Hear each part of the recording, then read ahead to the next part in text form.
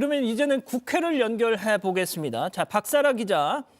자, 이 야당이 윤석열 대통령 탄핵안을 오늘 오후에 발의했잖아요. 오늘 밤도 상황이 좀 긴박하게 돌아갈 것 같아요. 네, 그렇습니다. 오늘 자정 이후 본회의에서 대통령 탄핵안 보고가 있을 예정인데요. 추경호 국민의힘 원내대표는 오후 10시에 의원총회를 열고 이 대책을 논의하기로 했습니다. 앞서 윤 대통령, 한덕수 총리 등과 회동을 한 한동훈 대표도 이 의총에 참석할 것으로 알려졌습니다. 앞서 열린 의총에서는 내각 총사퇴 그리고 김용현 국방부 장관 해임을 요구했는데요. 하지만 윤 대통령의 탈당 문제에는 결론을 내지 못했습니다. 그래서 좀 있은 의총 결과를 좀 더 지켜봐야 할 것 같습니다.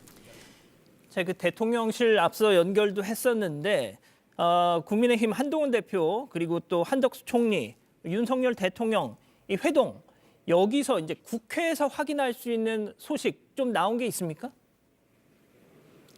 네, 아직 회동이 끝난 지 오랜 시간이 지나지 않았기 때문에 회동의 내용이 자세히 전해지지는 않고 있지만 윤 대통령이 이 자리에서 계엄이 야당의 폭거로 인해 일어났다는 취지로 발언한 것으로 지금 전해지고 있죠. 그리고 이 국민의힘 지도부와 윤 대통령 간의 서로의 어떤 입장 차를 확인을 했다. 이런 전언도 들리고 있고요. 좀 있을 의원총회에서도 회동 내용에 대한 어떤 말이 오갈 것 같은데요. 이 부분은 저희가 취재되는 대로 바로 전해드리겠습니다. 예, 좋습니다. 자, 그리고 또 지금 탄핵안을 발의한 더불어민주당 상황도 좀 전해주시죠. 네, 민주당도 마찬가지로 오후 11시 30분에 의원총회를 엽니다. 탄핵안 발의 이후 본회의 통과까지 신속하게 처리하겠다는 방침인데요. 이르면 모레 표결에 붙인다는 계획입니다. 이를 위해 여론전에도 집중하고 있습니다. 내일은 국회 본청 앞에서 국민보고대회와 촛불문화제 역시 이어가기로 했습니다. 자, 제일 어떻게 보면 지금 현재 시점에선 관심사가 그 6개 야당이 발의한 이 탄핵 소추 결의안 이게 통과될 가능성 얼마나 좀 보고 있는지 그것도 좀 궁금하네요.